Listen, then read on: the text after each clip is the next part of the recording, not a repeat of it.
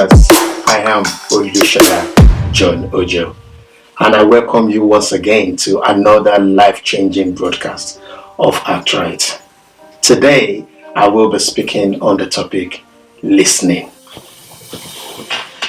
As we all know that listening is an important part of effective communication, and it is a skill that we all need to possess to live a productive life.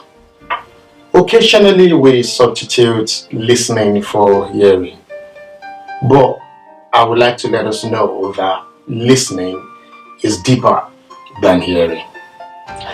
Listening is the conscious processing of sounds or words that have been perceived through hearing. This means that not only that we hear, but we deliberately process the information for a better understanding. Hence, it enables us to separate the chaff from the grains. Roland Barthes was able to differentiate hearing from listening by saying that hearing is a physiological phenomenon while listening is a psychological act, which means hearing occurs subconsciously while listening is the interpretative action taken by the listener in order to understand and potentially make meaning out of the words that is being heard. And this reminded me of a well-respected city football manager who has won a national tournament for 5 consecutive years and was preparing to break a national record by winning it again in the 6th year. And because of the importance of this tournament, the manager went an extra mile to buy some highly talented international players, and as well he put an extra effort into his preparation. But halfway into the tournament, some of these players started to complain about the newly introduced food into the camp.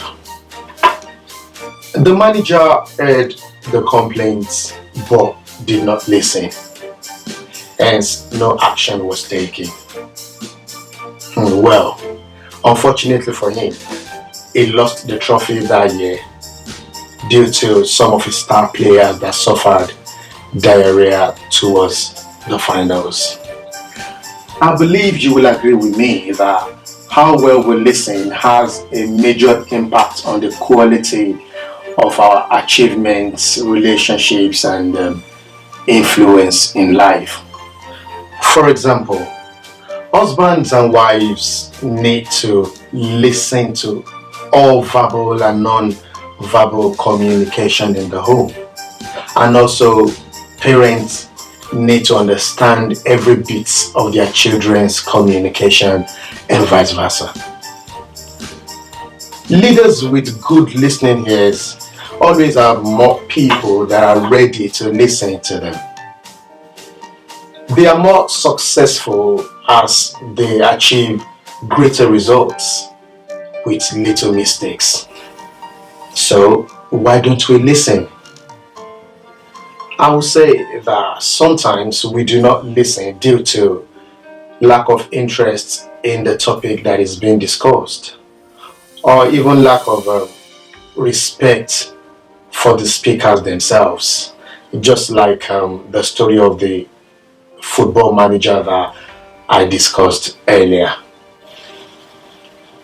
Or sometimes due to our impatience or distraction by our own thoughts during conversation.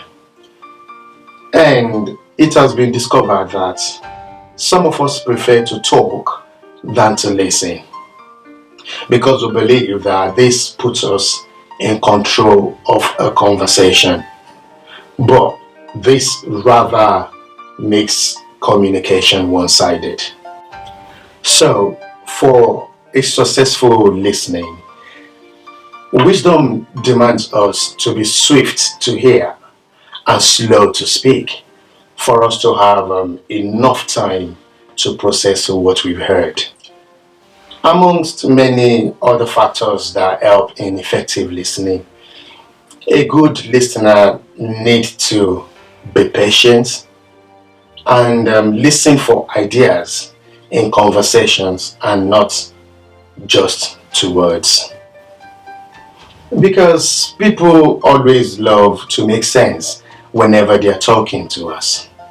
Though sometimes they might not be able to pass their message across appropriately. But if we are patient enough, we will be able to separate the chaff from the grains. As a good listener, we should try at all times not to interrupt, talk over, or finish the speaker's sentences for them. I believe that if they need help, they will surely ask for it. Most importantly, we need to respect the speaker for us to get the best out of the conversation.